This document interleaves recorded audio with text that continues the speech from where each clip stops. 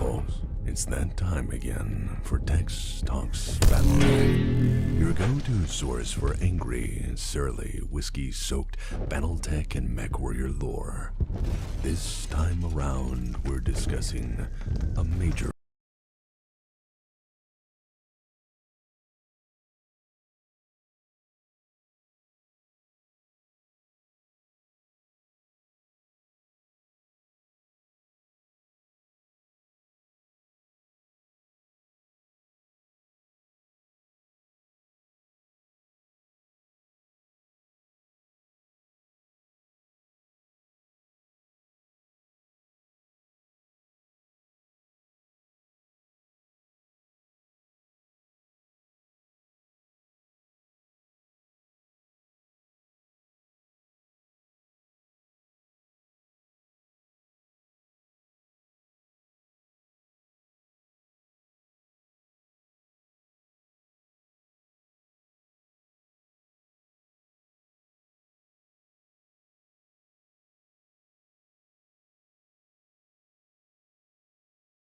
new detail, so these in turn may be subjects that I may elect to cover individually at a future point in time. So fret not, this series has a lot of ground to cover, and we'll get to everything in the end.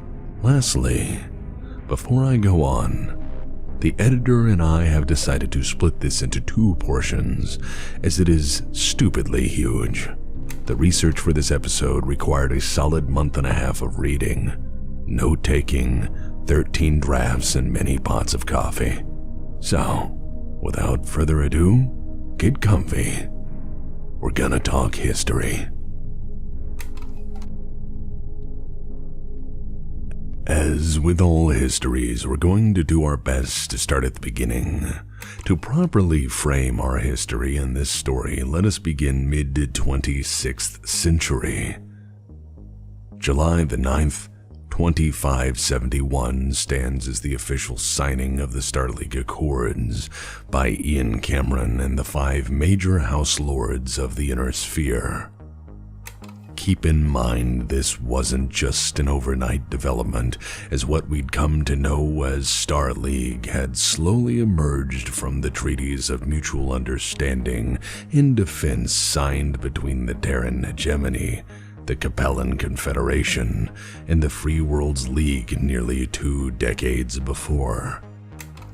By the late 2560s, the Lyran Commonwealth, Federated Suns, and Draconis Combine had also decided to buy in, no doubt interested in all of the mutual benefits cooperation brings. These 5 major houses elected Ian Cameron as First Lord, who in his wisdom immediately realized the need for a single-party defense apparatus, with the loyalty to Starleague placed above any individual house. While Starleague provided a single bureaucratic instrument to rule and coordinate a united human coalition of states, it needed something with actual teeth.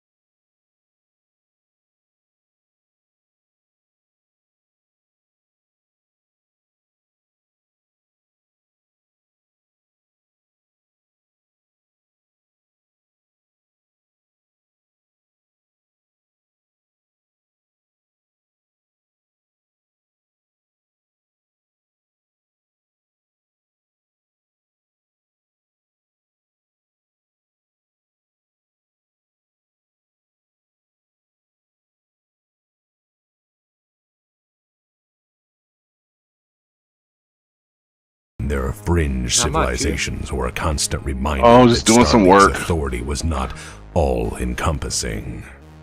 Humanity has had a long history of eyeing those on am I the only one not fringes of getting sound on the civilization stream? as barbarians at the gate. And thus, Starleague saw a military intervention as a necessary step to safeguard their borders and acquire... There it goes. I got it down. taxpayers. This campaign of reunification under Starleague's control was largely a political move, as nothing quite brings allies together like good old-fashioned military adventurism. Further, it would prove, in fact, what had been theorized as far as the capabilities of the SLDF went. A titanic demonstration of Starleague's defense apparatus would practically unify the Inner Sphere under one rule, but it would also serve as a key reminder to member states, Starleague above all.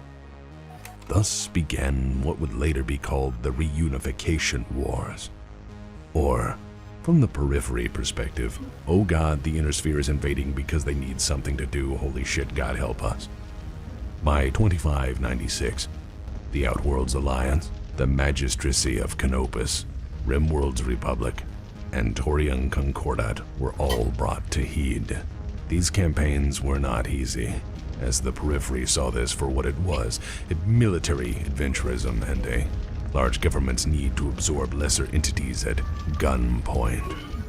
The periphery resisted as well they could, but they were not a single cohesive organized government like Starleague. And as history will remind us, the strategy of divide and conquer works best against isolated civilizations with vastly different governments, cultures, and military capabilities.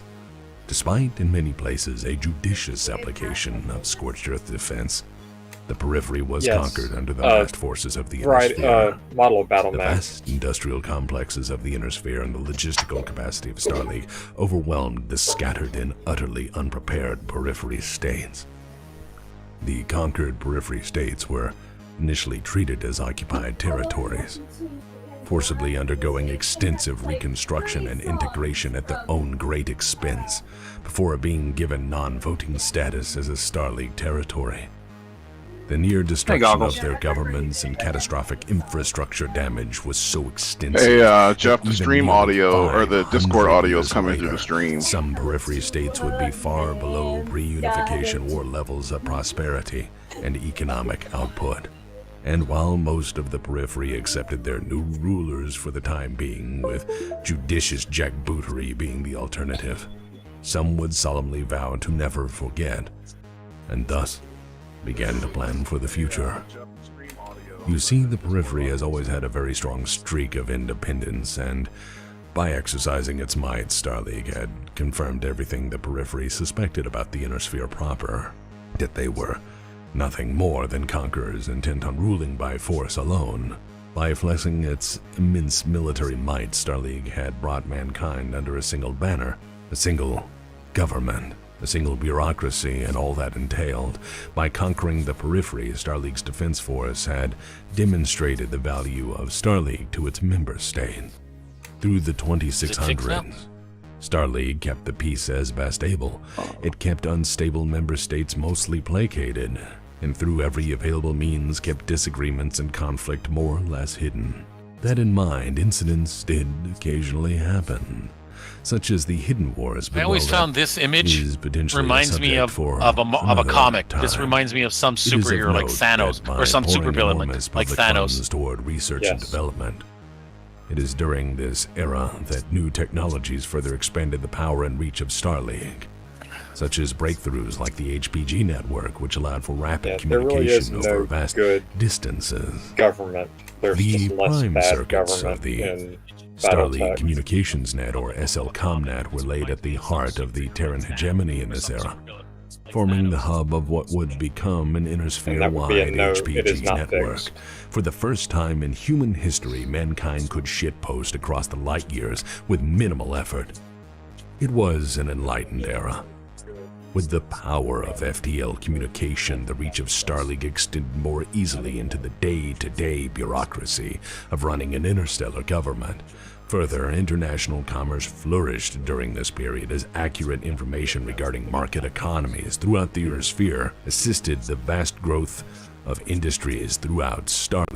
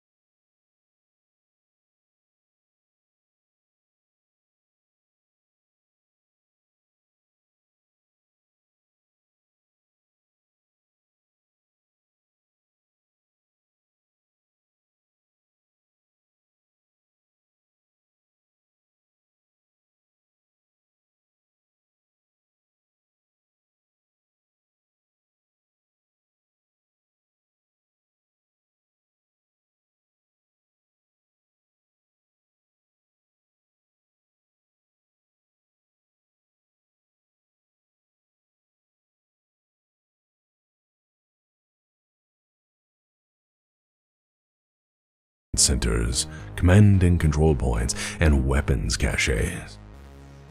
Star League academies for science and military training were established to provide the very best education to an ever-expanding government.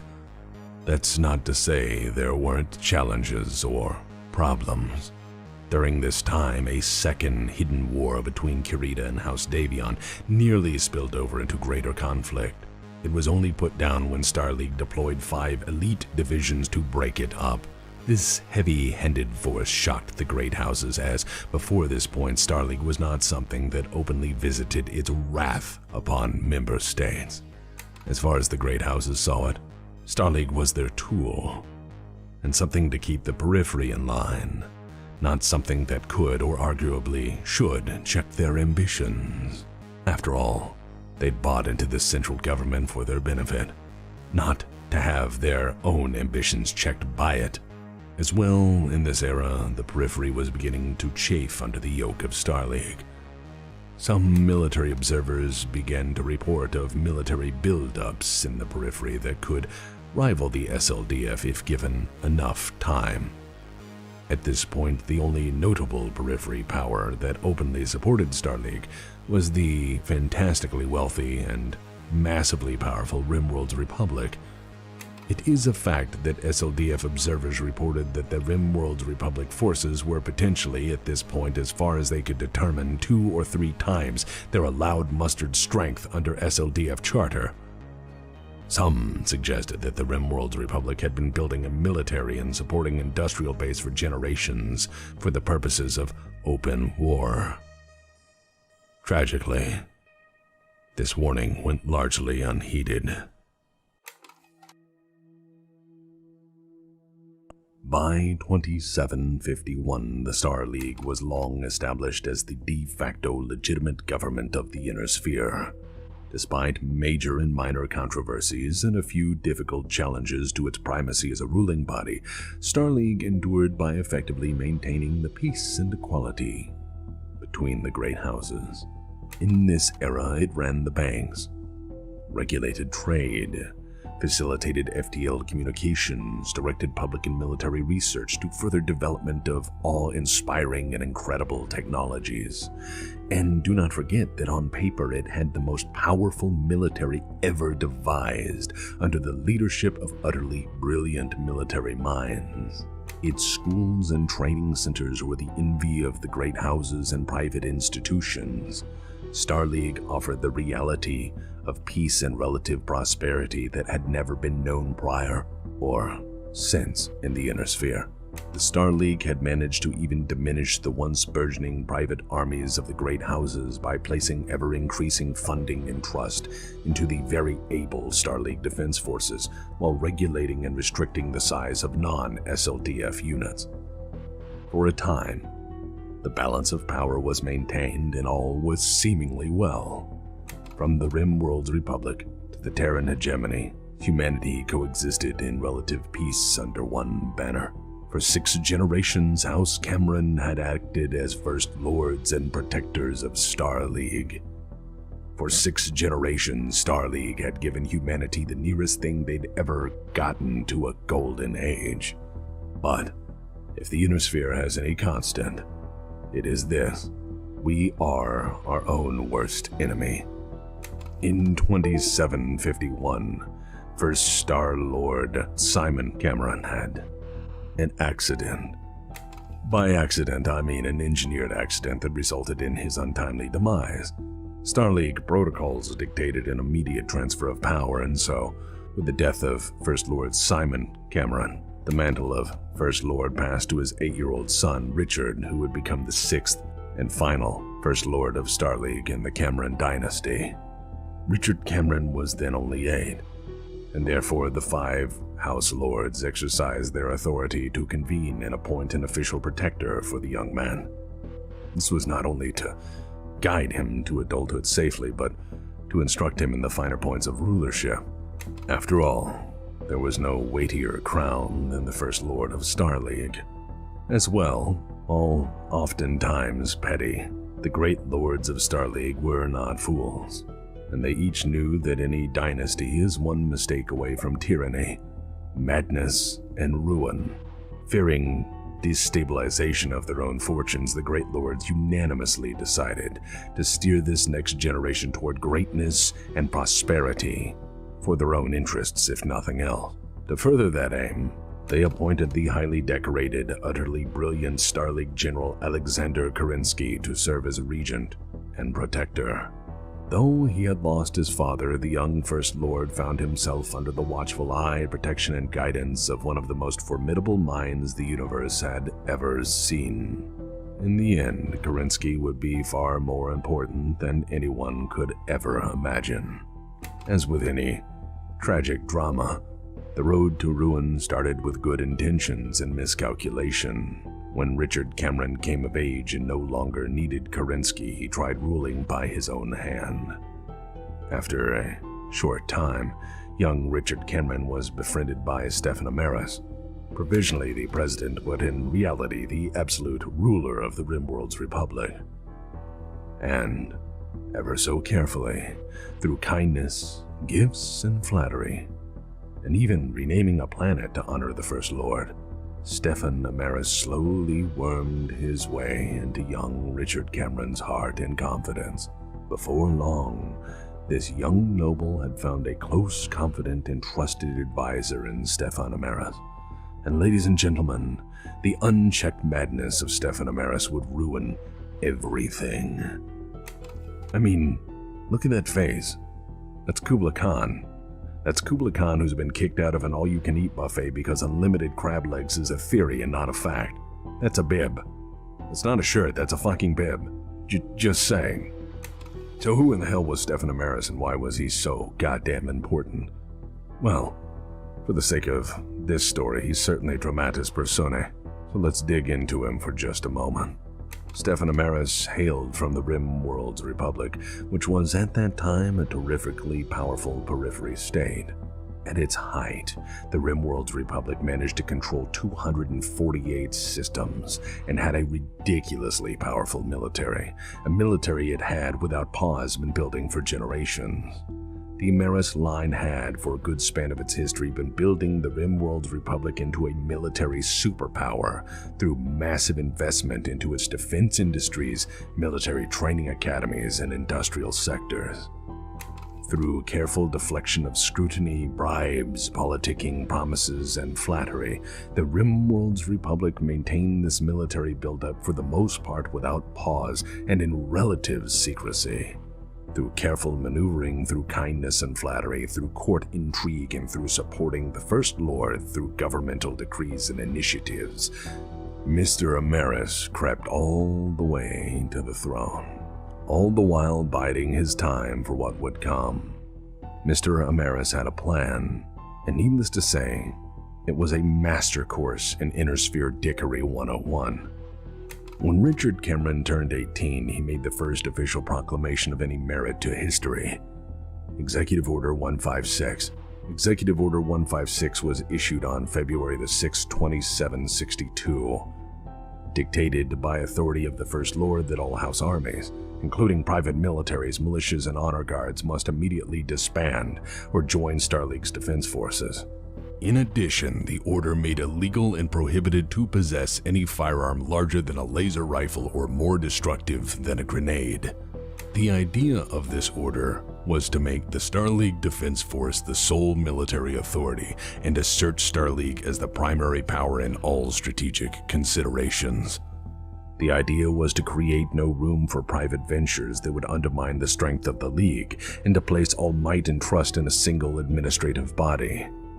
The order was aimed to prevent further infighting, secret wars, and the recklessness of house ambition, but with a long-standing history of private armies, it would be a very difficult law to pass.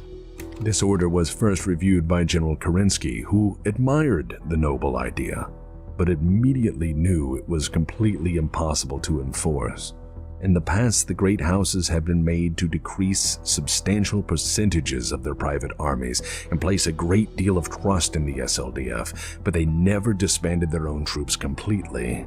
After all, each state as a signatory of the Starleague Charter was guaranteed the right to maintain their own militaries, to defend their own borders, and to see to their own security needs. Over Kerensky's objections and attempted guidance, the order was still pushed forward. When presented with Richard Cameron's arrogant executive order, the great lords of the Inner Sphere perceived it with nothing less than betrayal, anger, and outrage. This was precisely what the Inner Sphere House Lords had feared, an upstart who would try to curb their power or diminish their house. For they rightfully considered the order to be a flagrantly illegal power grab. They perceived the order as a direct threat to their sovereignty and decided to check the young Cameron's power before he got any ideas. Immediately, an emergency High Council meeting was called. The First Lords unanimously declared the proposed document an legal instrument of government oppression. They rebuked the First Lord openly. They were furious at an overreaching, seemingly power-mad First Lord who was dabbling with their inherent rights and freedoms. Before the situation spiraled out of control, Kerensky stepped in to maintain the peace. Kerensky barely managed to defuse the situation by siding with the First Lords, stating that in direct principle the document undermined, if not violated, his oath to defend Starleague and the uniqueness of each constituent member state. Richard Cameron, the now thoroughly embarrassed and publicly humiliated First Lord, managed to meekly countersign his own offer. This small act was the turning point. To note, Kerensky was trying his best. Kerensky was many things, but above all he was dutiful. He knew his place. He served the state. His parents served the state. His loyalty was everything. His oaths to protect the Inner Sphere, the Star League, and the peace it brought were more important than power struggles or personal friendship. To Kerensky, it didn't matter if the First Lord was a friend or near family. To Kerensky, it didn't matter that he'd raised the child to adulthood. It didn't matter that Cameron was a peasant or a First Lord or a banker. It made no difference to Kerensky what walk of life Cameron was, for he saw duty to the state as everything, and accordingly, there was room for nothing else. And while most would see this simple disagreement on a political issue, this one act was absolutely critical. This pivotal moment marks the beginning of a series of mistakes that would end Starleague in the fires of hell. From this moment onward, Richard turned towards Stefan Amaris's influence and his advice, as Kerensky stood as a reminder of what he couldn't or shouldn't do. Amaris, through and through, was very supportive. Amaris was a yes man. He was an enabler. Kerensky was a sour reminder to the limits of his power, his reach, and his ability. By refusing to side with First Lord Richard Cameron, Kerensky had pushed himself out of the First Lord's circle of trust. Kerensky was more or less exiled from the court by remembering the oath he had made. To Starleague above all. Ego being what it is, the First Lord could not simply accept being denied by the great lords of Starleague. With Amaris's influence growing, the First Lord saw his place was to act, and soon he did. In magnificently foolish retaliation and urged on by Amaris, the First Lord Richard Cameron dissolved the High Council completely. Again, with Stefan Amaris being a very strong influence, Richard Cameron embraced the full power of the First Lord and began to rule with an iron fist. Richard Cameron issued the Taxation Edict of 2763, which significantly increased taxes across the inner sphere. And worse, the tax burden was not equal. The tax burden on the periphery was catastrophically higher. This was a problem, as it was a highly illegal act and, more importantly, a flagrant violation of the reunification treaties which held the inner sphere and the periphery together. Fearing the worst and with good memory of the inner sphere's previous military adventures into their realm, the periphery began to arm itself for a throwdown. The periphery knew full well how the inner sphere liked to throw its weight around, by first making unreasonable demands, and then acting on them. For the resistance groups rapidly forming across the periphery, intent on resisting Starleague, they found that they had a new friend. Soon enough, the periphery was all too ready to fight Starleague because of help from no other than Stefan Amaris. You see, Amaris had been planning for all of this. Amaris was playing both sides to further his own aims. Amaris had, after all, inherited a nation from a family hell-bent on building the biggest military in the periphery, and certainly more than many times the size of Great House for strength. Amaris had even used his friendship with the First Lord Richard Cameron to buy mothballed SLDF ships by the flotilla, boosting the Rimworld's Republic fleet to 270 warships, something that SLDF intelligence pointed out until people stopped listening. Stefan Amaris had even leveraged his nation-state's vast wealth to commission and launch battleships that were larger and better protected than Starleague's best available. And he didn't stop there, folks. For the insane are, quite oftentimes, methodical. Convincing Richard Cameron the periphery needed development funds and investment from the gratuity of Starleague's enormous coffers, Amaris applied for and gained access to endless government grants and untold sums that he doled out to the periphery states. With these extensive funds, he attracted all those who had felt the leash of Starleague, from patriots keen on once again earning self-governance to the bitter dispossessed. Amaris supplied them all. With enormous funds came self-defense contractors from the inner sphere, who soon armed the periphery with the best weapons money could buy. With seemingly unlimited resources and access to powerful warfighting technologies, unrest in the periphery accelerated exponentially, requiring the eventual deployment of some 98 SLDF divisions into the greater periphery military region. The SLDF found itself spread thin, fighting terrorists, insurrection movements, and mired in a series of hit-and-run engagements against a sophisticated guerrilla movement, one adept at hiding in and fully supported by a civilian host population. Starleague's defense force was well equipped for open warfare, and in doctrine was the Hobbesian Leviathan force. Applied to an intense insurrectionist movement, the Starleague Defense Force found itself incapable of gaining ground. It wasn't a military designed to be a police force, and without an opponent to match and overwhelm, it struggled. In addition, with the vast distances of the periphery to cover, the Starleague's defense force found itself quickly overwhelmed by a population that wanted them gone at seemingly any cost. Meanwhile, Amaris, playing friendly as ever, offered General Kerensky information on terrorist groups operating in the Taurian Concordat, information that Kerensky dutifully acted on in the name of state security. When Kerensky found and captured a powerful Taurian insurrection group's leadership, he discovered that the group was in turn operating with the full blessing and support of the Taurian Concordat. This then resulted in Kerensky using the SLDF to tighten Starleague's grip on an increasingly unruly periphery, which then increasingly saw the SLDF's military presence as the criminal occupation by tyrants. Every heavy-handed SLDF response to the rising militancy of the periphery emboldened more to resist. The periphery now saw the SLDF as the enemy of enemies, the instrument of oppression of a distant and unwelcome Starleague. They firstly felt the abuse of massive taxation and then the massed presence of Starleague forces as an obvious prelude to conquest and God knows what else. For the periphery, they had to resist or submit. The periphery being the periphery, the choice was easy. And soon enough, things boiled over catastrophically.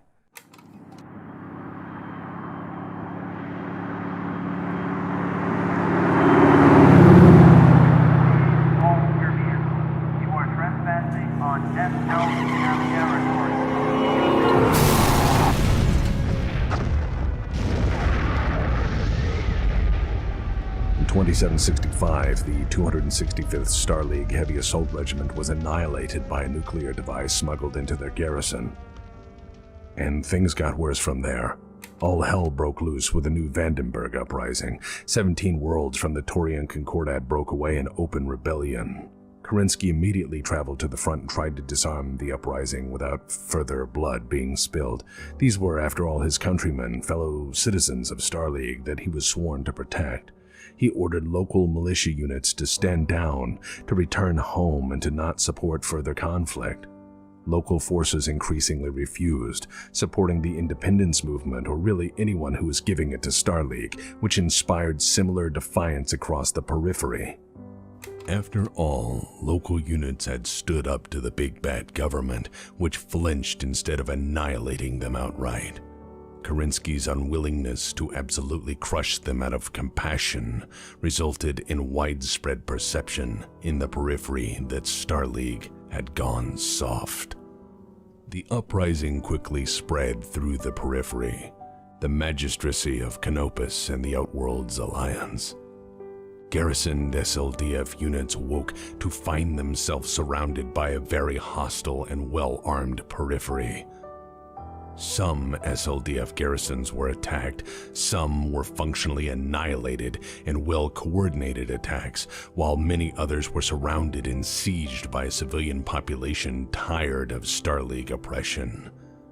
A few even switched sides, deciding to join the periphery in an uprising, distributing their weapons and in turn becoming rebels themselves. The SLDF desperately tried to contain the spreading insurrection, but to no avail. The periphery was now willing to pay an enormous price to push Starleague out and free themselves from their oppressors. Suicide attacks were the most common tactic of the early uprising and catastrophically effective. When a fueling vessel detonated inside the Starleague battleship Nebraska, Kerensky saw, perhaps for the first time, the true strength of enemy resolve. They weren't interested in merely pushing garrisons off planets anymore. They were taking the fight to the SLDF wherever they were. What was initially sporadic suicide attacks and disorganized resistance blossomed into organized military resistance. From Amaris's military funding, the periphery raised some 50-odd regiments. Kerensky was facing an actual war and defended what he could. Kerensky nearly died as he took to the field to defend his headquarters, piloting an Atlas on New Vandenberg. This was beyond his worst fears. The Starleague was now fighting its own citizens.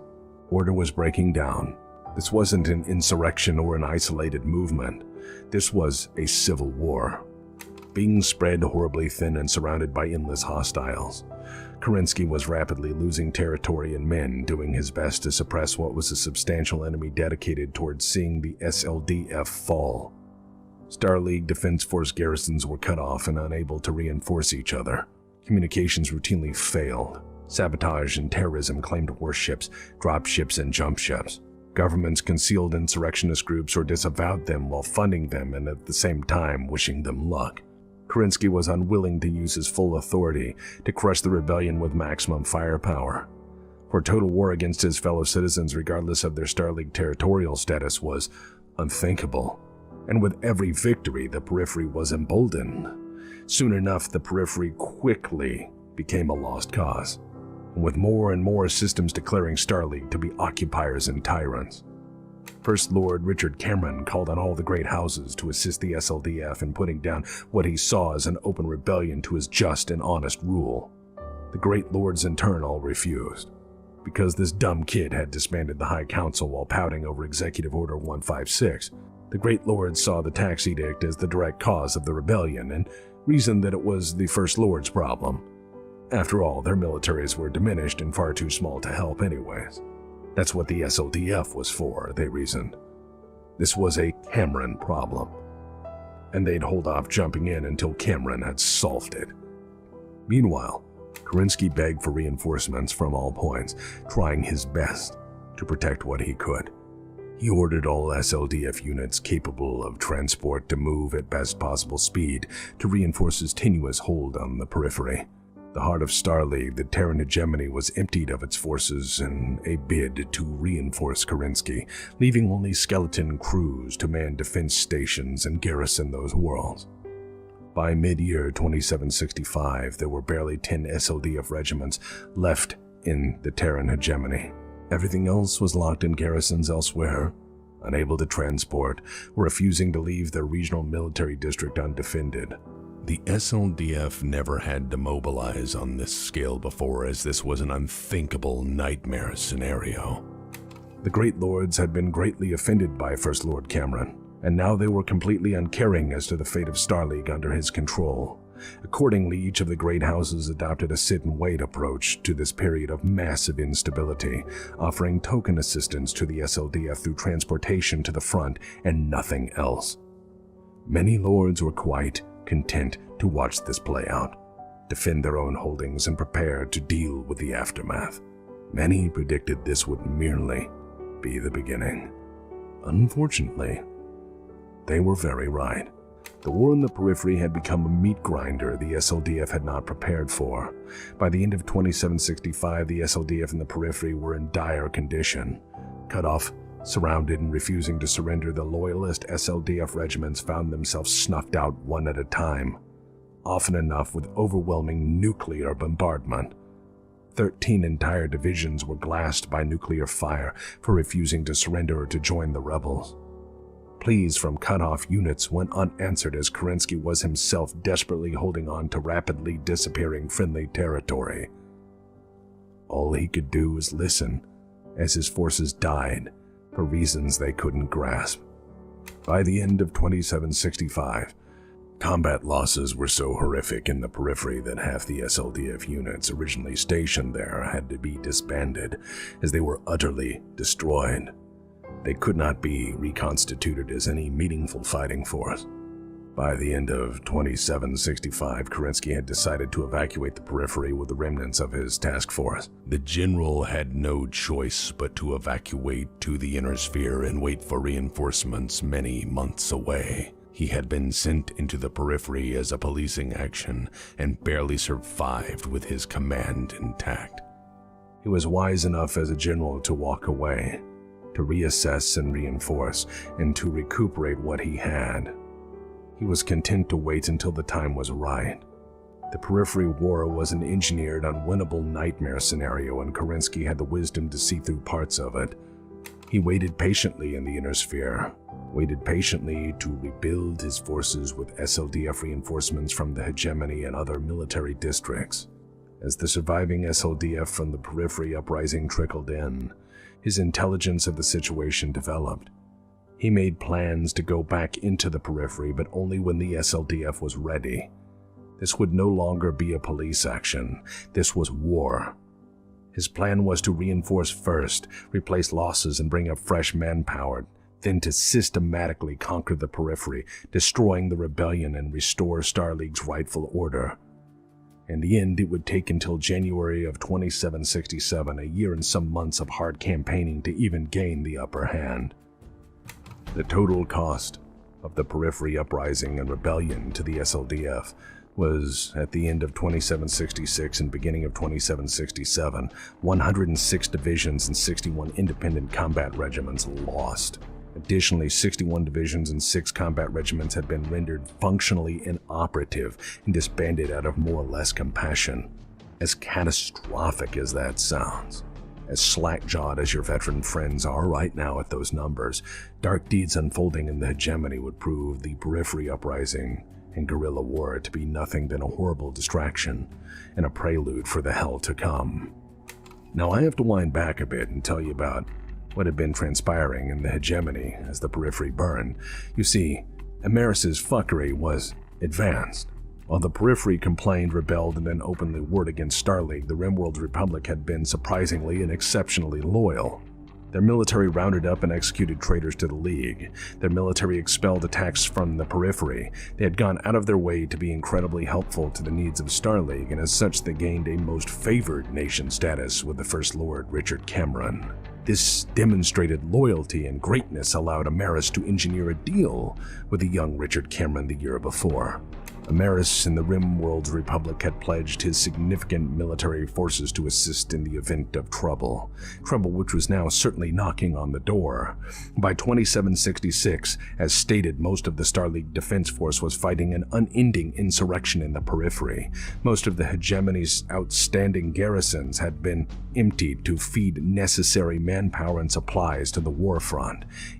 It is notable that even the bulk of House Cameron's own royal troops were diverted. As Richard trusted Ameris completely, the Rimworld's Republic offered assistance in Starleague's time of need was, well, universally accepted. After all, each of the House Lords had refused to help, so Richard Cameron accepted the help of his close friend and trusted confidant, Ameris. Through mass mobilization, the Rimworld's Republic sent an enormous number of units to garrison the now abandoned posts throughout the hegemony. Some SLDF commanders obviously saw this as a problem and tried to raise alarm as they were able, but the signature of the First Lord pulled a lot of weight. These troops were loyal. Under Richard Cameron's blessing, the Rimworld's Republic had free reign and total access to all SLDF defensive systems, totally integrating with the government and doing whatever they pleased, including gaining access to the Space Defense Network systems and the massive amount of armaments stockpiled throughout the hegemony.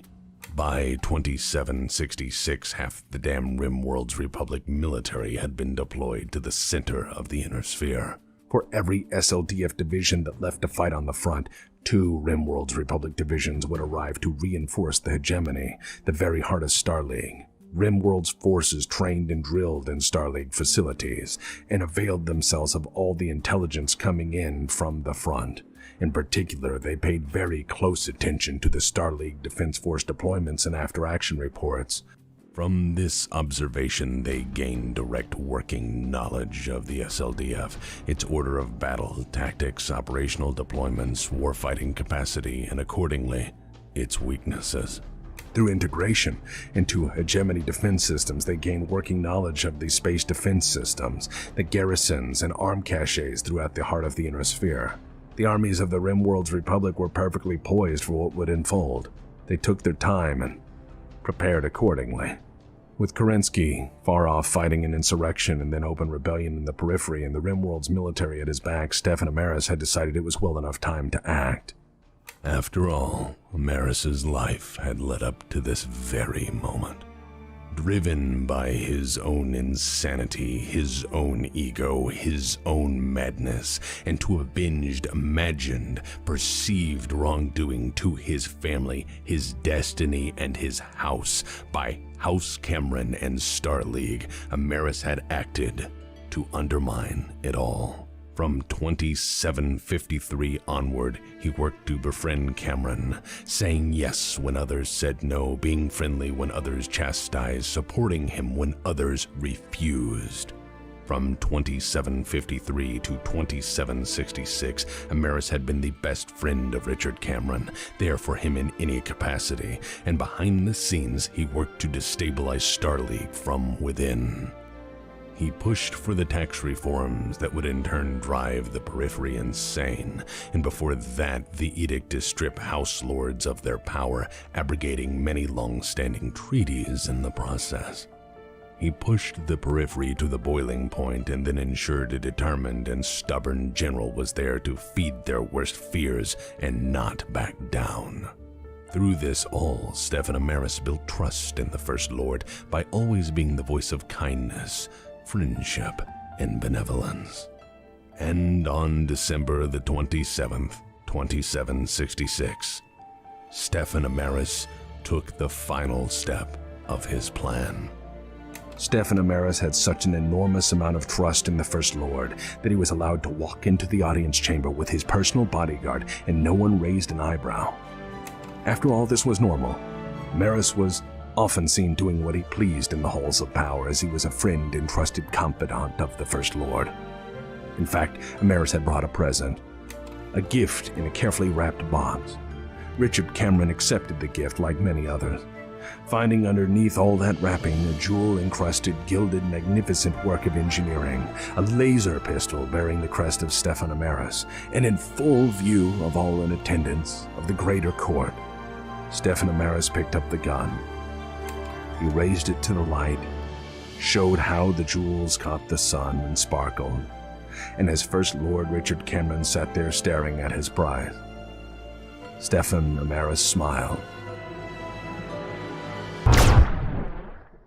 and blew his fucking brains out. And that's how you get ahead in the Inner Sphere. But a coup isn't just the removal of the head of state, or, in this case, the head of state's head. No, the trick is to follow through, and Amaris was most certainly thorough. Over time, he'd managed to gain access to the palace's defense systems, as Richard Cameron had shown their operation in great detail to his bestest best friend many a time. However, Stefan had himself a fucking problem. The goddamn Black Watch. Let me tell you about the Black Watch. The Royal Black Watch, or 191st Royal Battle Mech Division, could trace its lineage back to ancient Scotland of Terra in 1725 as a volunteer militia for the purposes of keeping watch for crime. By the 28th century, they had significantly evolved. In the purest terms, the Black Watch was no joke. They were not a parade unit. They were not a propaganda piece to scare people into leaving the royal family alone, and they did not idly bask in their royal regiment status. They were the chosen protectors of House Cameron, and thus the first family of Starleague. The Black Watch was not a bauble or a plaything. They were a ruthlessly loyal fighting force dedicated to their duty. They were a hardened group of warfighting experts given the finest equipment humanity could muster, along with the best training of any regiment in the Inner Sphere. In addition, each and every one of them were graduates of the Gunslinger program, which in Battletech is the equivalent of saying they're all pretty goddamn amazing at their job and have spent their entire military career in Special Forces level training just for instances like this. They had a single duty, which they took very seriously. That duty was to protect the royal family. The royal family which Stefan had just decided to harm. When one of Stefan's idiot goons managed to trip an alarm in the throne room and get vaporized in the process, the Black Watch was alerted, activated, and immediately went into battle.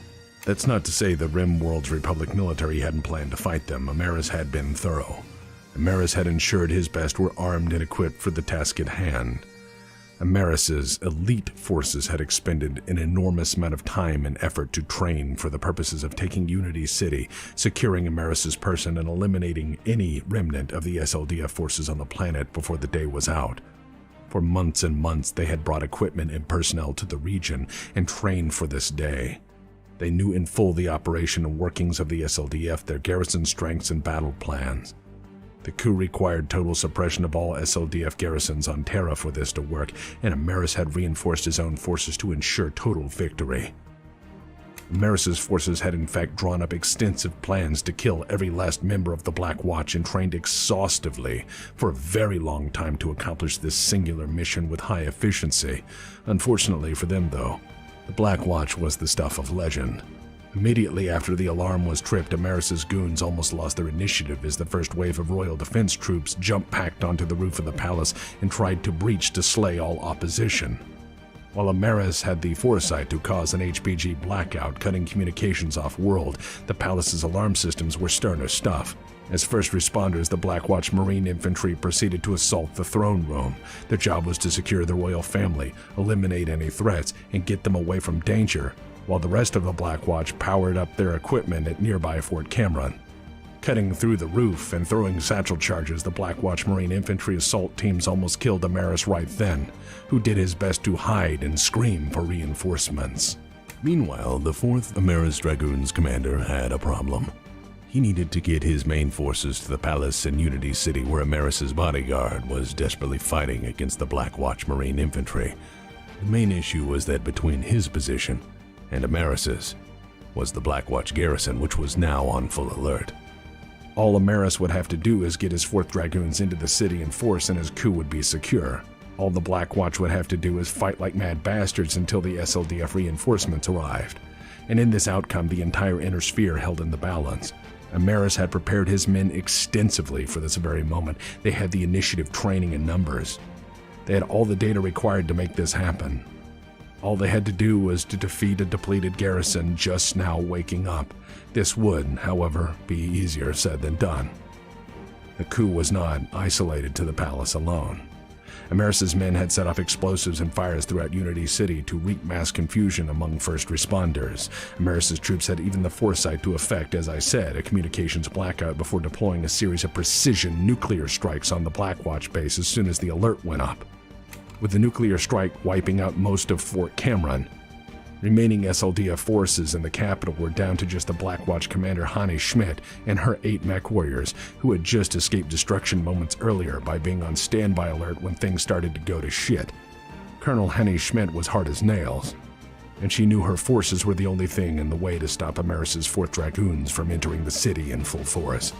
She decided to stop them for as long as humanly possible. She knew every second she held would be, potentially, to save the day. Every second she held might grant the Black Watch Marine Infantry time to kill Amaris, who they now had pinned down in the throne room. Every minute might give a chance to reverse the communications blackout and get an alert broadcast to the inner sphere at large. Every minute might give the royal family time to escape. So Hani Schmidt took her mech warriors into hell to buy time. And amazingly, for a time, she stopped the 4th Amaris Dragoons dead. No matter what Amaris's lead forces, with all of their preparation, training, advantage in numbers, and equipment, threw at the Black Watch, they kept coming. They'd nuked their base, and still, some of them had survived. They then threw wave after wave of mechs, tanks, infantry, and aerospace assets, which all bore down on the Black Watch, and onward the Black Watch marched, crushing and burning and destroying everything the Dragoons could muster. Dutifully, they fought, repelling every attempt of Amaris's forces to break through. They knew they had to buy time. They knew no fear but a job undone. Outnumbered and fighting like mad bastards, 2 lances of the Black Watch held up the entire 4th Amaris Dragoons. And so began the final stand of the legendary Black Watch. At Gorst Flats, with Puget Sound to one side and Forested Hills on the other, the Black Watch made their final stand, forcing the vastly superior numbers of the 4th Amaris Dragoons to engage them at essentially point-blank range. Desperately, the 4th Amaris Dragoons sent everything they had at them and watched in absolute horror as the Black Watch blew them away like dandelions. Wave after wave, some of the best Amaris had died to the Black Watch effortlessly, who cut them down with mechanical precision. The Black Watch held the line, hoping to tie up the Amaris Dragoons long enough for loyal forces to regain control of Unity City, or at least kill Amaris. The 2nd Battalion of Amaris's 4th Dragoons were pushed into action and were nearly annihilated in an instant. Two of the very best companies the RimWorld's Republic ever had were cut to pieces before they could respond or cry out. No matter what the Dragoons threw at them, the Black Watch refused to die. Every single attack was repulsed, often with no survivors save the Black Watch waiting somewhere out there in the dark. Amaris was by this time panicking. This wasn't going down like it should have. No one was supposed to be this hard to kill. Time was ticking down, and sooner or later SLDF reinforcements would arrive, potentially ending the coup. He saw all of his hard work, all of his family's hard work, his legacy slipping through his fingers. He urged his troops to do anything to stop the Black Watch. Desperate and running out of time, the 4th Amaris Dragoons lost so much goddamn equipment to the Black Watch that they had one desperate option left. The 4th Amaris Dragoons and their rushed reinforcements resorted to surrounding the Black Watch with sheer numbers, pinning them down with all the firepower they could muster, and continually throwing inordinate amounts of manpower at them to prevent them from moving, and then dropping a series of nuclear bombs on the whole lot, decimating their own forces in nuclear hellfire just to try to kill them, just to end the threat of the Black Watch.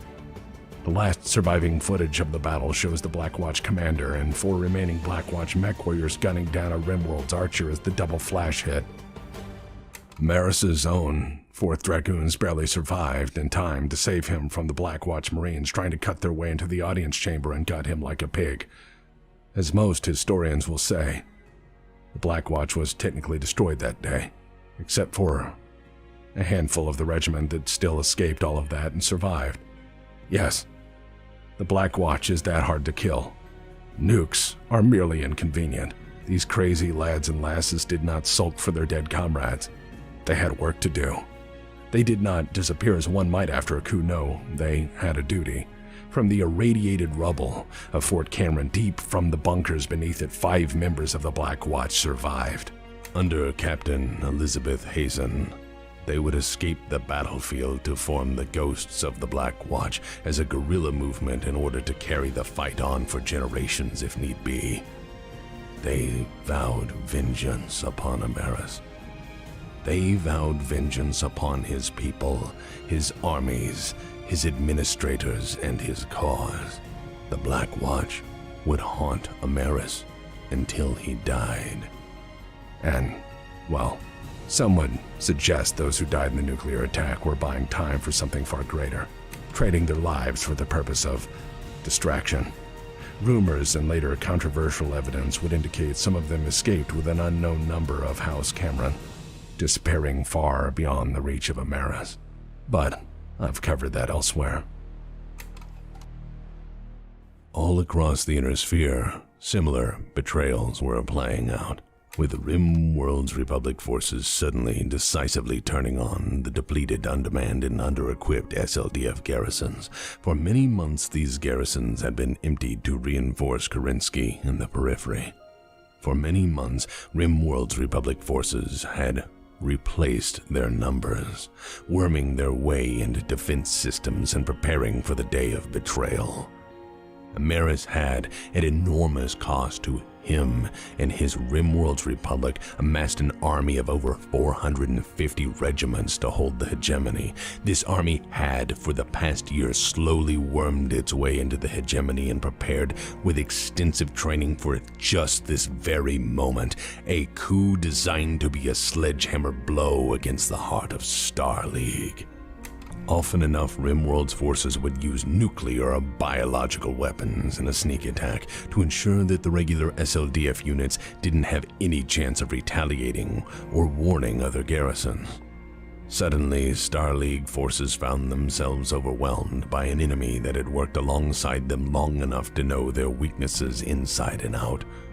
Massive nuclear bombardment was the reward for anyone who resisted. If anyone was capable of resisting with sufficient force, Stefan Amaris began using the threat of killing the First Lord, who none save Amaris knew was already dead. Faced with their lord being possibly alive, some garrisons would lay their arms down out of loyalty or hope that the First Lord would somehow survive. Others surrendered that day, seeing Star League as a lost cause and laying their arms down to save their skins. Many more died at their stations till their last, screaming for help that would never arrive. A bare handful, though, escaped to fight and resist for years to come. In a single day, Maris had achieved his objective: near total RimWorld's Republic control of many core Terran hegemony systems. Throughout the hegemony, RimWorld's Republic military operations struck with perfect synchronization, occupying SDS platforms and planetary defense installations. Throughout the heart of Starleague, SLDF forces were surprised and murdered at their posts. In a single day, the majority of the hegemony was occupied by the RimWorld's Republic and Stefan Amaris. The orchestrated communications blackout had enabled the RimWorld's Republic to strike with near total surprise, and many months of preparation made transition of power nearly clean. Soon enough, the entire hegemony and core SLDF holdings would be under Amaris' thumb. One man now controlled two vast empires, and potentially the whole of the inner sphere as an usurper. He controlled, in theory, the banks, the FTL Communications First Circuit, the vast Starleague bureaucracy, and the assets of two tremendous empires. However, there was one last piece of business to attend: the rest of the family Cameron. You see, the Camerons were Starleague. The Starleague logo is their house seal, after all. For generations they'd ruled it, run it, and for better or worse held it together. Maris realized they were a threat and decided to sort them out in the traditional manner of an usurper. First, he gave them the chance of joining him, which some took after considering the alternatives. Regardless of what was promised or threatened, in the end, Amaris was fucking crazy. Once the killing started, he just continued on killing until they were all gone. With the last of their bodies on the cold throne room floor, he sealed it, turning the seat of humanity's power into House Cameron's final tomb. Throughout all hegemony territory, vast efforts were soon underway to wipe out any relic of Cameron rule or Starleague. This was to be a new empire after all, and the old ways had to be ground to dirt. Through this transition, the great houses of the inner sphere took a neutral tack. They were smart enough to realize that eventually all governments topple, and on occasion new blood comes at the expense of old blood. As well, the great houses of the inner sphere were eager to see how this all played out. After all, in their eyes, House Cameron had this coming. The House militaries individually didn't have the power to conquer Amaris, nor did they have the want to do so. Amaris had not conquered their holdings, after all. In addition, there was an unsolved issue. The Starleague Defense Force was the single most expensive military-industrial investment in centuries, and while their assets in the hegemony were now captured or gone, the remainder of the SLDF were still fighting in the periphery at this time. It was soon clear that until the matter of the SLDF's ultimate loyalty was handled, Amaris only really ruled as an usurper. Until the SLDF was aligned to the rule of Stefan Amaris or disbanded, the permanency of the coup was still hanging in the air. The SLDF was waiting for news, having in the meantime conquered New Vandenberg and more or less gained an upper hand in the periphery. However, Kerensky sent news to the now deceased Richard Cameron, and he received no reply. This wasn't immediately a cause for panic. Kerensky knew Richard and he were on shaky ground at best. Kerensky knew the kid didn't favor him, regardless of why. And so, Kerensky waited. In January, news began to circulate about an HPG glitch in the hegemony, the first circuit of SL Comnat being seemingly crippled. While communications had been rerouted through secondary channels, the HPG traffic to the hegemony had not been restored. By late January, people began to notice in panic that no traffic from Terra was forthcoming.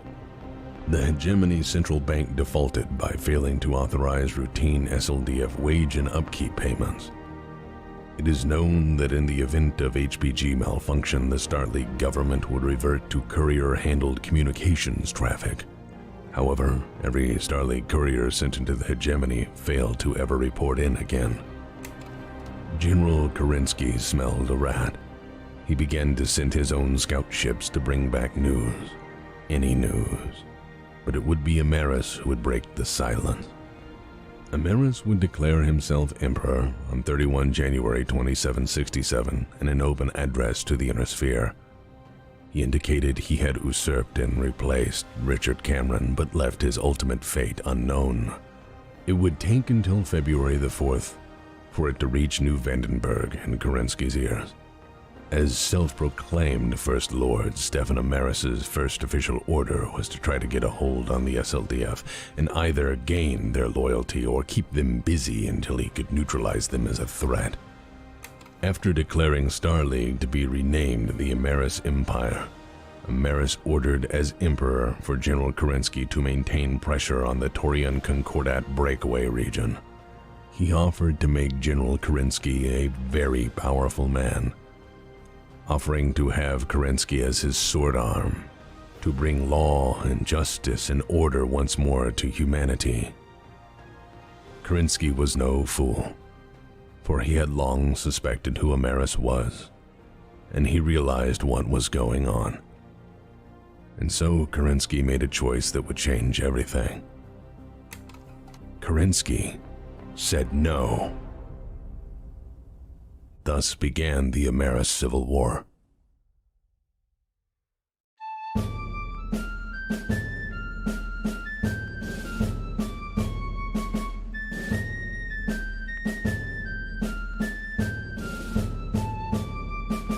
A drop should feel of thunder shrieking down through cloven skies as its land, its grim defenders gather in a host to die. Then open hatch, forward man, enemy inside. They're closing now, the battle's joins, all next prepare to die.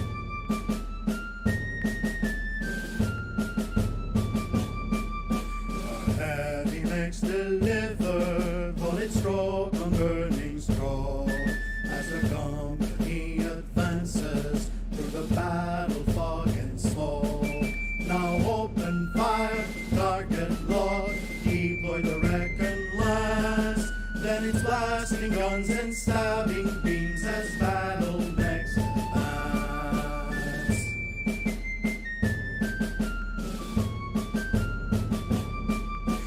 The enemy line is broken by our battle mech's last push, and we hunt down fleeing foemen as they scatter through the bush. We beat them, boys, weapons up, now cheer the Colonel Dan. It's time to look to salvage hearts and tend to our wounded man.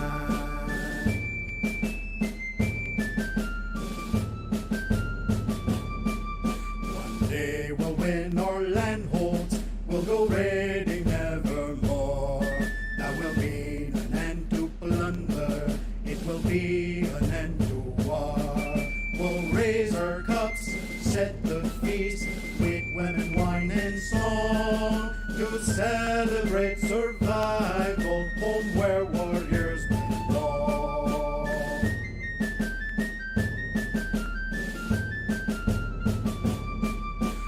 Until the dropships thunder, dropping down through cloven skies, while we gather, we're our people, gather with them all to die. Then open fire, hold the line, though hopeless we will try to defend our homes and families, as warriors we will die.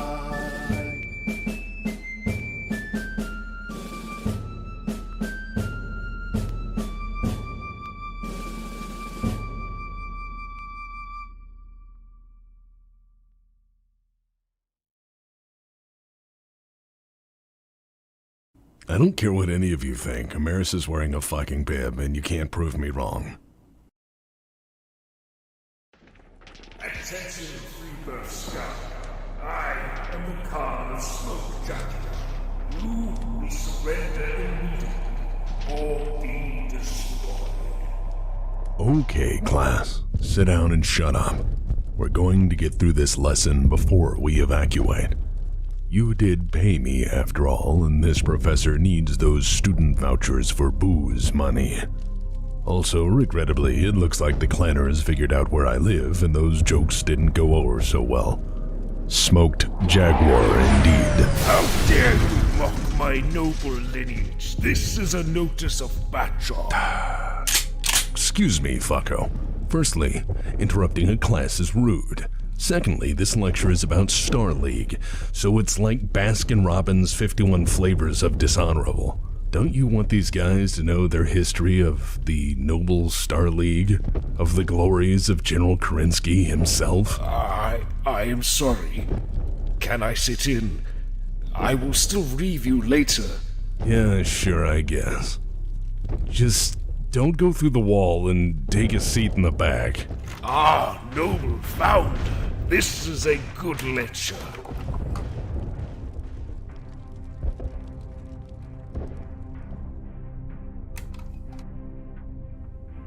In part 1 of this series, we introduced the brave, the bold, the crazy, and the just plain unfortunate souls who took part in this series of events.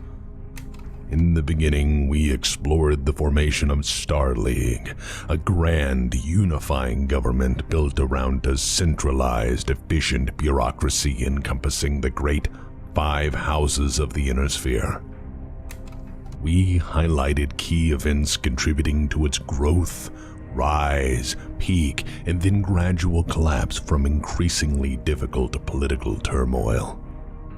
In part 1, we studied the formation of the SLDF, the single largest military instrument ever created, and its utilization to brutally bring the periphery in line at gunpoint, because the Inner Sphere likes a free real estate deal above everything else.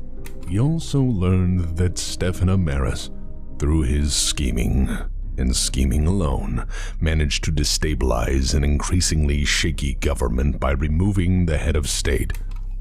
Quite literally in this case. To accomplish this, he gambled everything he had. He'd started a war. He put people into the right place at the right time to take control. Together, we discovered that he was a man driven to avenge personal slights against his family, his nation, and his honor by House Cameron, and by extension, Star League. He'd acted out of lust for power, vengeance, and above all, personal vendetta. He alone, through his actions, toppled the old regime through a masterfully orchestrated coup, his forces being in perfect position to seize the hegemony in a single act of magnificent barbarism and cruelty. And it is of note that he nearly failed because of the bagpipe, whiskey, and madness-fueled royal unit that was the glorious Black Watch. Yeah, the mad stand of the Black Watch is a tale still told with reverence between mech warriors for generations now. And it's very important to understand that in dying the way they did, they sent a message. This wasn't going to be as easy as Amaris had thought. In a magnificent moment of glorious defiance, in a blaze of crazy, mad bastardism, Amaris was reminded of how fragile a thing like victory truly is. And this brush with near death would never leave him. Amaris would, in fact, take increasingly paranoid steps to ensure his reign was secure. He was, in my opinion, haunted by what might have been, and what may yet be. The Black Watch and their death were just a moment in history, but for Amaris they were a fearful, constant reminder of how easy it could have gone the other way. But we will get to that soon enough. In the last episode, we also had our introductory study in the profile and career of General Kerensky. We saw how he tried to do his best to keep things as they were, in a delicate political balance and in certainly uncertain times. Kerensky was a powerful general, to be certain, but he was tasked with raising a First Lord and in a very uncertain political arena. Star League was in decline, and this heir presumptively could have reversed the course of history. He did his best as an advisor and protector, but Ultimately, he fell back on what he knew best, his duty and oaths to Star League above all, and that would ultimately doom his efforts. But we'll get to that. And lastly, in Part 1, we set the ground for the throwdown of throwdowns, the Guerra on Terra, a war so big it would shake the foundation of the Inner Sphere and lead to centuries of violence, political turmoil, adventurism, and chaos. As you may recall, we left this lesson on a wonderful cliffhanger. Amaris had contacted Kerensky and offered everything. A place in the new regime, ultimate power as a general, if not warlord, and very potentially a very real place as inheritor of Star League itself.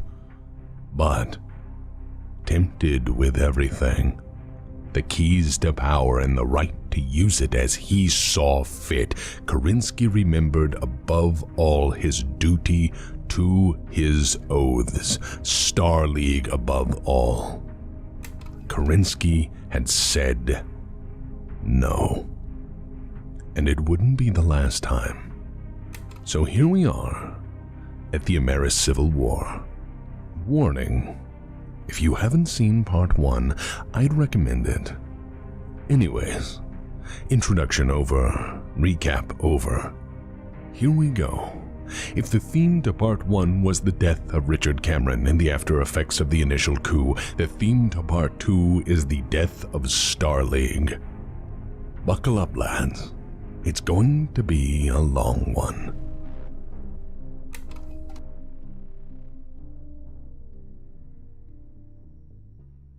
The Amaris Civil War would rage from 2766 to 2780 in a 14-year campaign that would decide the ultimate fate of Star League. It would cost in the end humanity generations of lives in indiscriminate slaughter.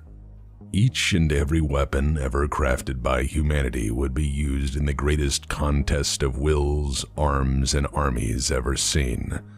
This war was the end result of, and made worse by, a seemingly endless arms race that until now lacked an outlet for its destructive energies. This was a war unlike any other in the history of man up to this point, so comparisons are hard to make directly. For the first time, humanity was at war with itself across the entire span of the Inner Sphere. From the Rimworld's republic to the Terran hegemony, this world would touch hundreds of worlds, leaving many blasted, irradiated, and broken wastelands in its wake. This was a war that seldom offered any quarter, and civilian populations died in terror as increasingly destructive weapons were utilized by desperate combatants. This was a war where slaughter was the norm, and strategic weapons were just another tool. At least in the eyes of Amaris. The Amaris Civil War started with surgical precision as a calculated coup, and when Amaris turned from coup phase to an actual war footing, both his Rimworld's Republic and the SLDF stood atop tremendous, though wholly different, resources to commit to their campaign. The grand prize in all of this was control of the Terran hegemony, the potential rule of Star League itself, and by extension the future of the Inner Sphere. For the sake of historical note, I will have to try to explain something here. While Kerensky was busy in the periphery, Amaris had struck and struck well. The head of House Cameron was vaporized, the inheritors of that name dead or gone, and it is keen to note that consolidating an empire isn't merely a change of flags. Further, when he came under attack by mad bastards who loved kilts, bagpipes, and murder, though not necessarily in that order, he had been reminded on the pain of hubris. Again, for the record, I say this event scarred Amaris. For Amaris was reminded that he was mortal, and that it took the use of tactical nukes and many of his best men to stop people so angry they refused to die. It is again my opinion of record that the Black Watch haunted Amaris in ways he'd never considered possible. It's not surprising that he'd be unable to forget the Black Watch. After all, their resistance was quickly becoming a legend. And when a unit's favorite grenade is satchel charges, it seems to leave an impression at the very least. But in the aftermath of nearly dying to the batshit madness of the Black Watch, that brush with the possibility of a gruesome end and failure had, again, in my opinion, a profound effect on Amaris. My evidence is the historical note that he became increasingly paranoid after this event and began to clamp down on the population to ensure, at any cost, he would be safe. Coup secured, Amaris did not just sit idle, again, as building an empire isn't something you can handle with a pin. No, empires are forged by the sword. To the point, in the first week of January, Amaris imported tens of thousands of hand-picked, utterly loyal men from the Rimworld's Republic that would serve as the foundation for the hegemony security forces. Their aim? To make problems go away. By go away, I mean root out dissidents, naysayers, or anyone with any strong objection to Amaris's rule and make them disappear by any means possible. These agents forming the hegemony security forces would, through their calculated, state-sponsored cruelty, give Amaris the power he'd aspired for. Their excesses in cruel methodology would haunt the worlds they touched for generations. Publicly, Amaris insisted on at least pretending things were normal. Normal for Amaris's taste, anyhow.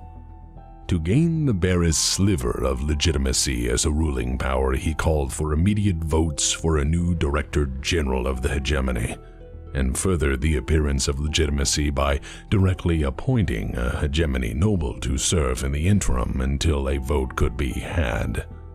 The vote for the new hegemony Director General was organized swiftly through the widespread placement of the new hegemony security forces and thorough integration of Rimworld's Republic units throughout the occupied territory prior to the coup.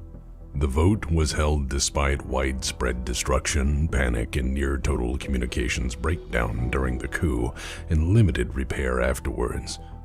Further, there was the consideration that hegemony analysts projected at best a 10% turnout for the vote, considering the widespread issues with organizing a vote in a chaotic post-coup state. But that wouldn't do for Amaris. He had a new empire to run after all. Amaris claimed an 85% turnout, with 70% overwhelmingly voting for Amaris. This was a fairly amazing feat considering many of these worlds were cut off from the HPG network and over half the planetary governors were dead or missing. Regardless of the legality, Amaris had his title. Those who did report favorable voting turnout did so under extreme duress.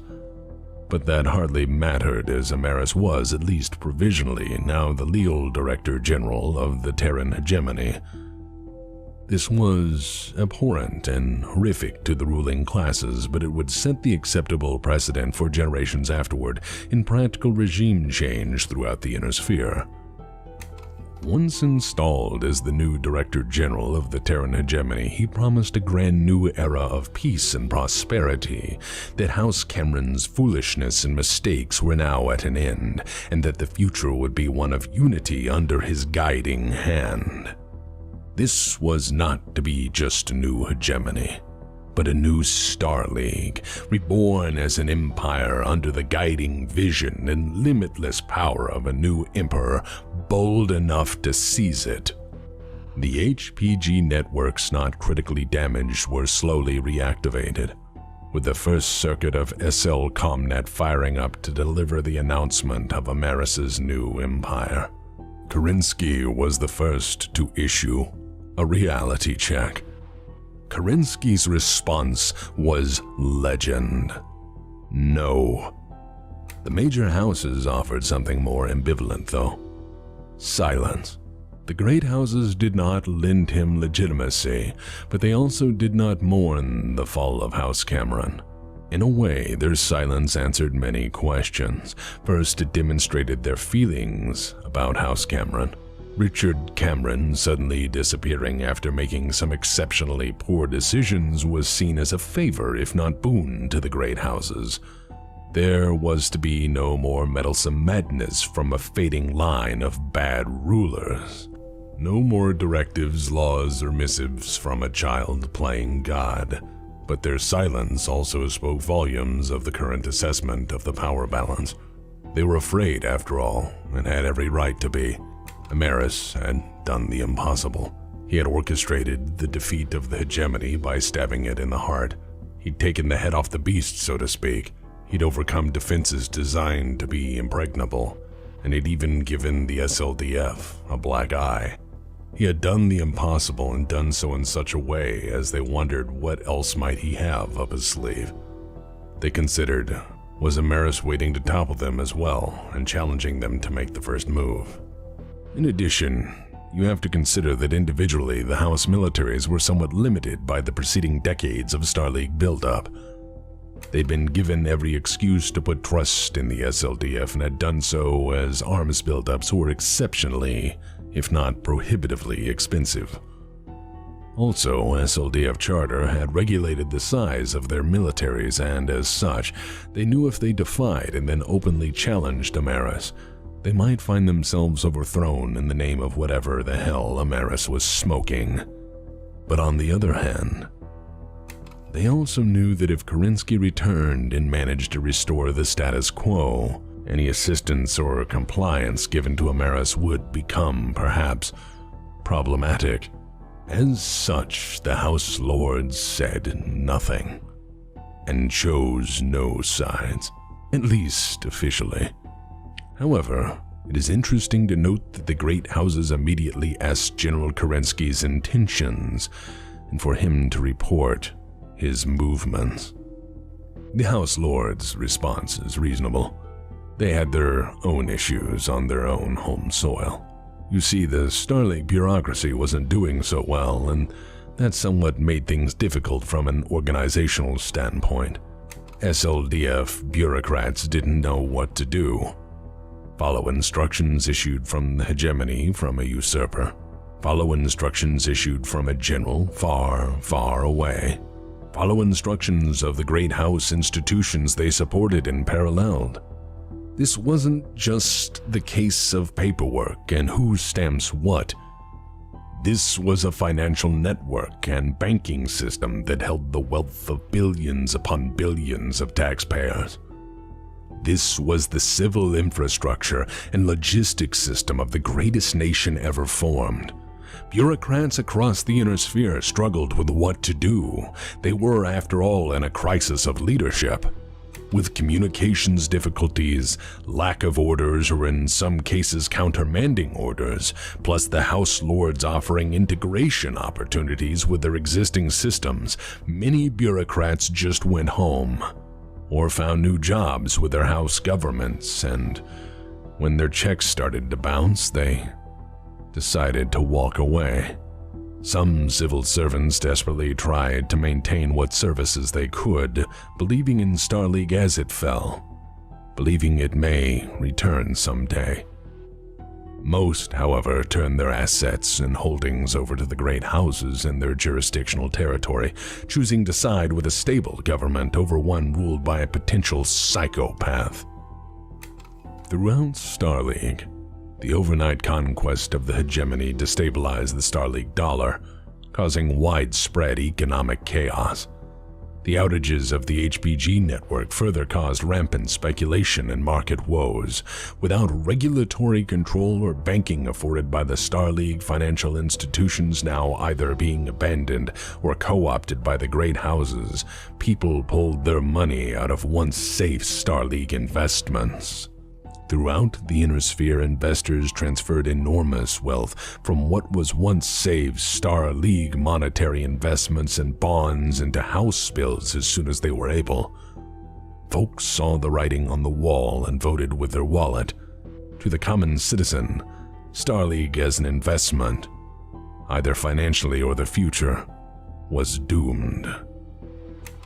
And as General Kerensky carefully deliberated his actions, as he knew full well that rash action in this time would doom the cause of Star League, Amaris continued to reshape the hegemony into his new empire.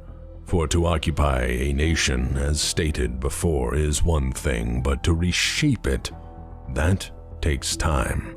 As stated earlier, Amaris had founded the Hegemony Security Forces, and those began rapidly forming huge contingents on every occupied hegemony world, recruiting most heavily from those least loyal to Star League, least loyal to the Camerons, and most swayed by money or the promise of power. Amaris also formed the Director General's Office of Policy and Doctrine. This was more or less an exported extension of Amaris's practice in his homeland, a political officer's corps to police wrongthink. And boys and girls, Amaris hated wrongthink.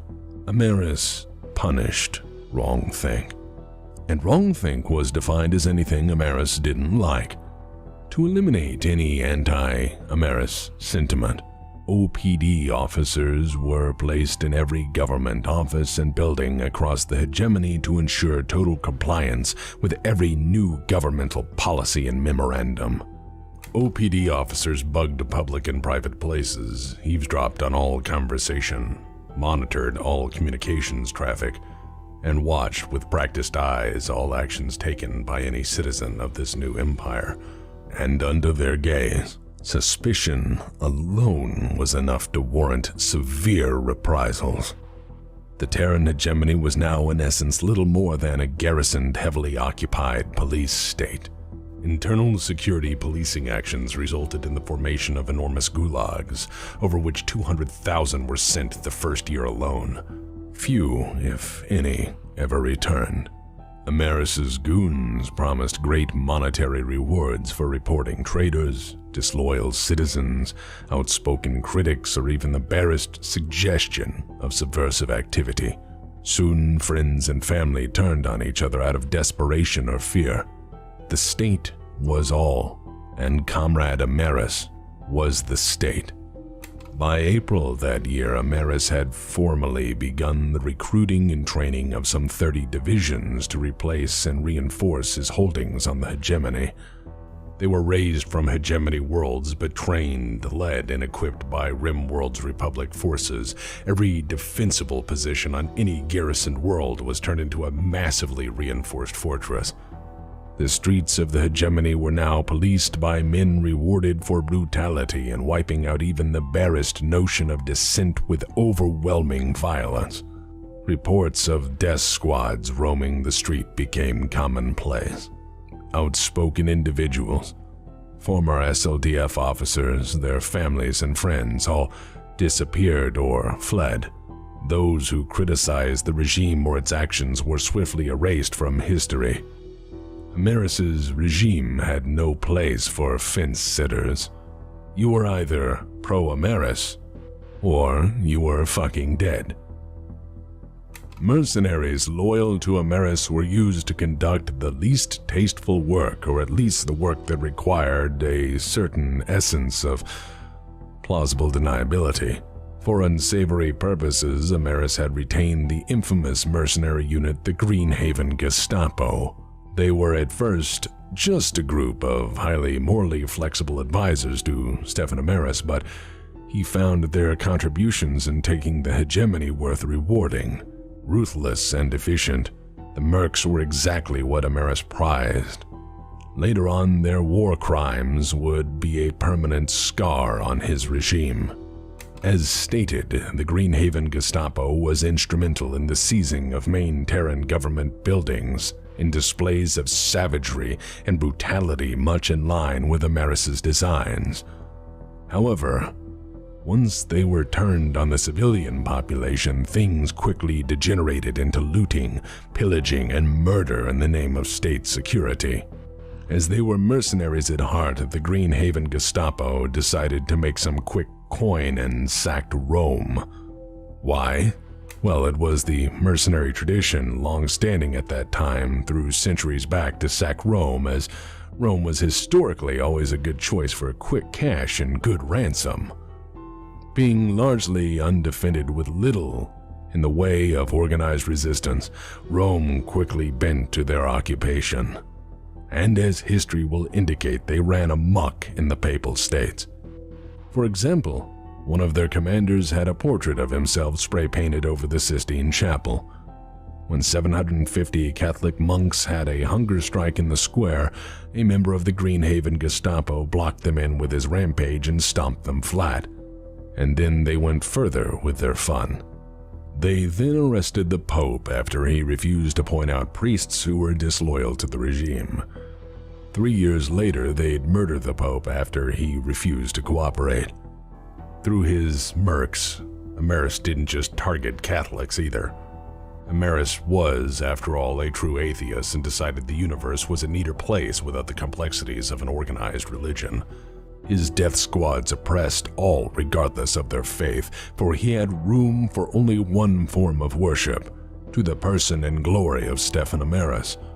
All others were impediments to his operations. Such impediments were removed with ruthless precision.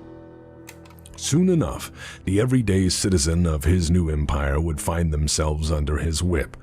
Ameris made hugely unrealistic demands from the population at large, but all the more from its workers and factories. Workers were brutally beaten, tortured, and executed for failing to meet insane projected production schedules. Meeting quotas was rewarded with additional quotas. People worked their fingers to the bone to earn the reward of bony fingers. Food and medicine were in short supply, a supply regulated by priority toward people Ameris saw as doing what he wanted. The economy switched to a war footing as Ameris entrenched every world he could, building strategic weapons stockpiles for what he saw as the inevitable showdown. Factories were increasingly turned over to weapons production, ammunitions production. Fuel and tires and uniforms were churned out in massive stockpiles and put away for the coming storm. Consumer goods disappeared from stores nearly entirely, as supplies other than war material began to run low. While worlds were given increasingly ridiculous production quotas and exhaustive production schedules, this was complicated by Ameris continuing to raise armies and garrisons, further depleting the worlds of their effective labor forces. And some complained, stating they couldn't both raise armies and equip them. However, complaints were not acceptable under Ameris' regime. If a world complained or even reported food shortages, food was withheld and the entire world was punished. Troubles mounting, Ameris soon began to see problems everywhere.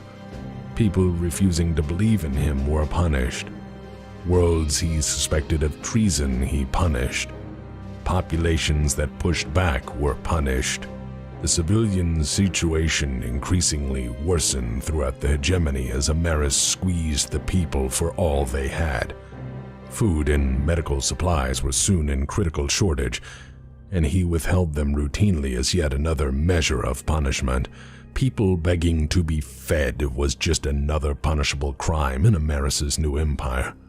And after seeing the excesses of Ameris' consolidation of power, of the SLDF being deleted from the hegemony with nuclear, biological, and chemical attacks, of the bureaucrats being shot at their desks for refusing to move a stamp, most citizens realized they had to deal with the realities of the present rather than hope for a brighter tomorrow. After all, they'd seen those who resisted in the initial stages of the takeover being turned into radioactive sinkholes. Hope was, essentially, dead. Slowly but surely, the hegemony descended into a siege mentality, building stockpiles and defenses for the coming long war. Through excesses in human suffering, Ameris made significant headway. He reinforced the hegemony in ways the Star League never considered. He knew the shortcomings of Star League's extensively planned defenses, for he'd found weaknesses in and exploited them after all. Through hard work and exceptional human suffering, he turned peaceful yet defensible worlds into hellish death traps. He reinforced every fortification for any conceivable attack, siege, or protracted battle. He ordered his men to drill exhaustively and to constantly train to avoid embarrassment like the 4th Ameris Dragoons fighting mad bastards wearing kilts. He ordered the construction of bunkers, hardened defensive points, and extensive space-borne defenses as well. Please try to understand that Ameris, while having extensively prepared, knew the full might of the SLDF Navy, which was enormous and quite inclined to fuck things up if given the opportunity.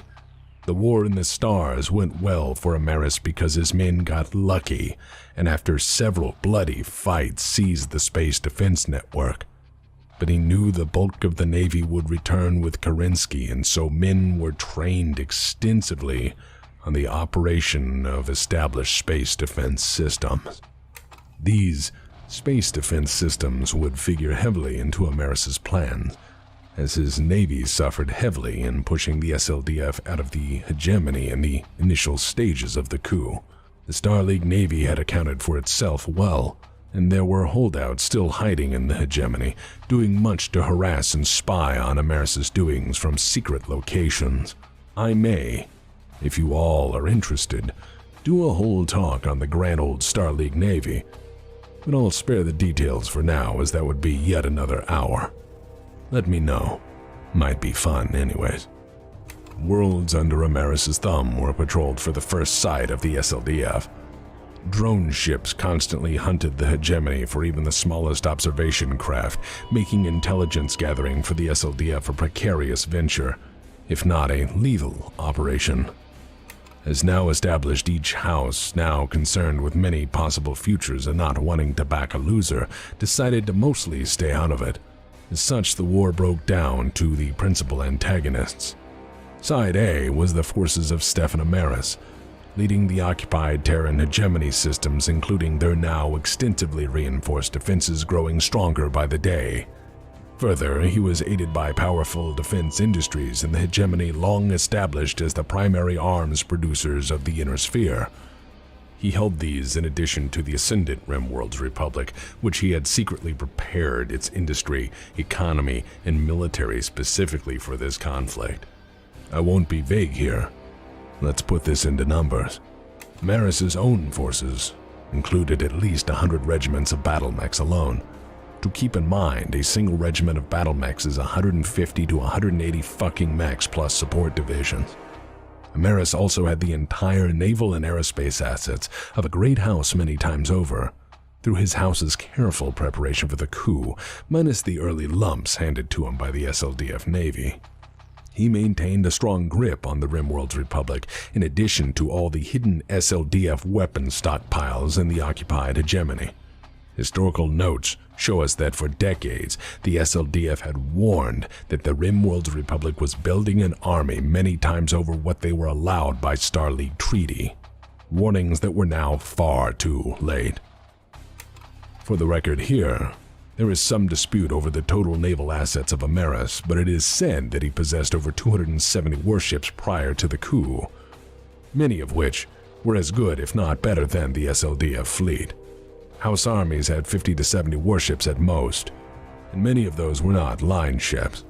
Most House navies had a small core flotilla of capital vessels, and then the remainder was split between patrol and support vessels for anti-piracy duties. And as established, the Rimworld's Republic had patiently built a war machine for generations just for this single moment. Every industry and government plan had been laid down on the principal need to feed a war-fighting capacity to challenge the SLDF openly if need be. Hell, Ameris had even built enormous battleships, which were better protected than SLDF's biggest warships. They called them the Ameris class, by the way, because Ameris is, well, don't make me get the bib picture out again. The guy had issues that were only solved by, well, enormous battleships named after himself, because that's the kind of guy he was, and... Okay, we'll do this again. Look, he's wearing a bib. This guy has some problems, and who the fuck is holding his arm? Is that like the general manager for the Golden Corral of Space Kansas? It's not inspiring. If you take someone's head off and brilliantly overcome the greatest defenses yet designed, wear something nice like, His smoking jacket. Editor, can we do that? And a top hat. Class him up a bit. I know people are gonna go nuts over someone so Machiavellian looking, just like a goof, but just class him up a bit, like 2 notches. Good. Better. Anyways, while Amaris had lost significant numbers of his navy to the initial space battles in the hegemony, he was now building new hulls on Star League yards and blueprints. Further, he was rapidly training his men thoroughly on the operation of the now captured SDS networks. Soon all that power would be firmly in his hands. Needless to say, Amaris was sitting on an enormous stockpile of world's weapons and personnel to throw into the fray. He was growing stronger by the day.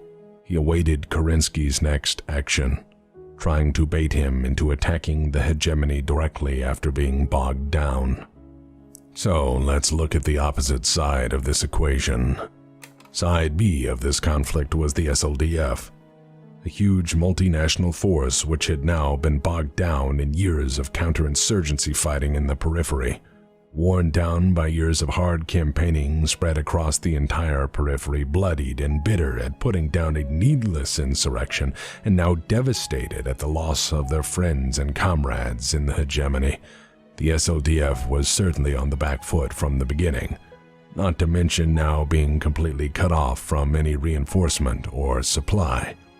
Losses in the periphery uprising and rebellion, plus hegemony losses in the coup, put total SLDF manpower by 1,255 regiments. I'll say that again as a chill runs down your veteran friend's spine. 1,255 regiments. Gone.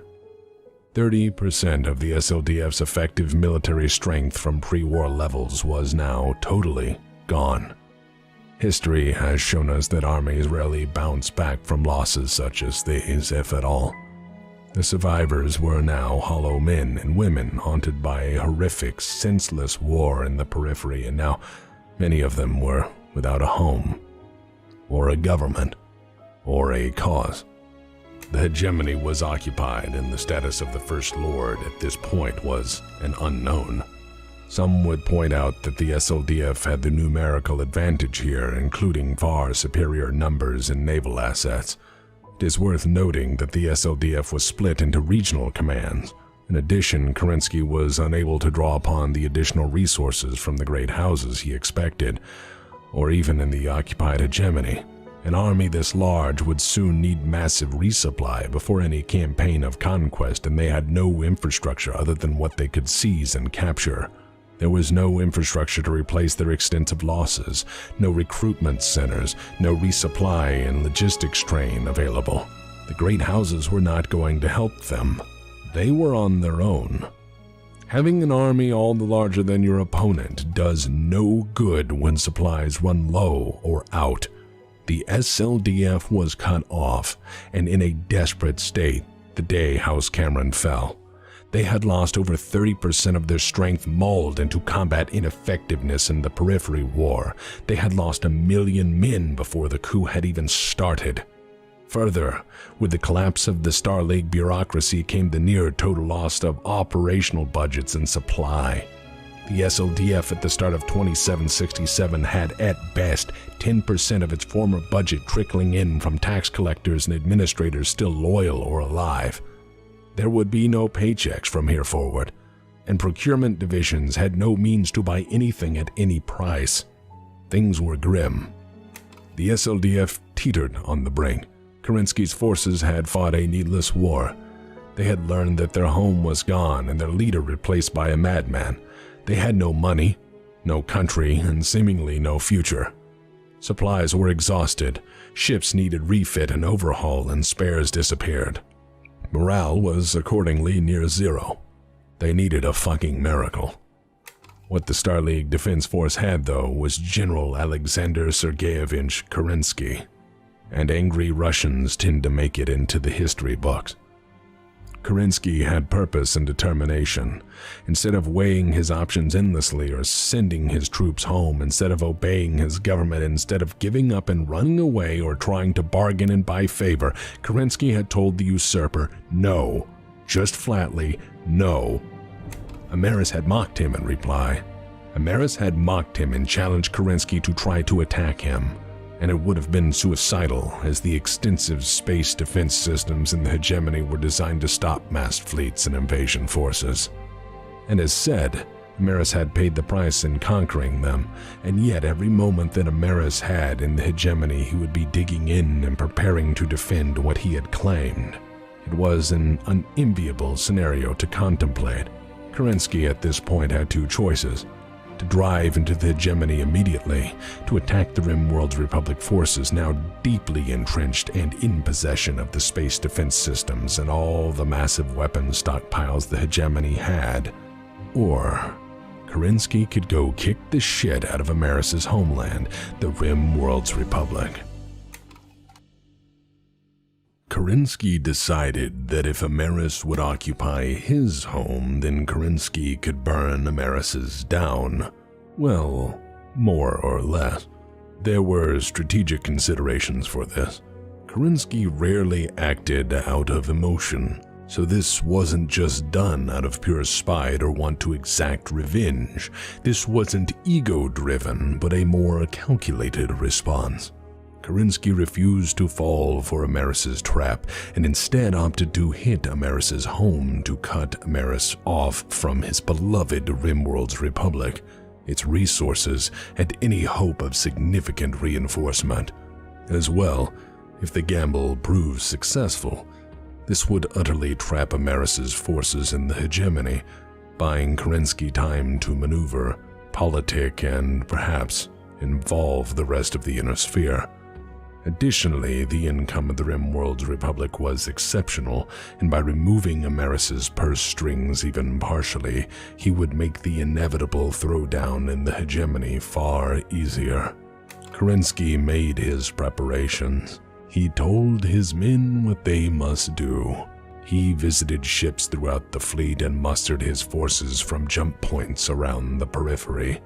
He made certain to immediately change the ciphers and communications keys for his entire fleet, as by now he was certain SLDF communications were totally compromised through Amaris' capture and control of the hegemony. Orders were often hand-carried and eyes only. This would be an ambitious undertaking, and there was no room for error. Kerensky told his men and women that they would be launching on a grand campaign to restore Starleague and stop Amaris. He gave appropriate speeches for morale's sake, reinforcing the purpose of his mission. This wasn't about revenge. This was about Starleague. For as long as they lived, the dream was alive. They were soldiers and sailors and had work to do. Through this, he reminded the fleet of its duty. They had a mission. He also made moves to mitigate the supply shortfalls as best possible. His war plan hinged on the ability to forage what they needed from the Rimworld's Republic. To feed a conquest in essence through conquest, he ordered parts of his own forces, his own ships, his own mechs, his own tanks and stockpiles to be cannibalized for the war effort. He radically increased his operational equipment stockpile by eliminating the most damaged ships, mechs, and tanks and stripped those of parts to keep the rest going. SLDF stockpiles were raided. Kerensky ordered sold what he didn't immediately need to war profiteers in the growing black market to keep the SLDF going.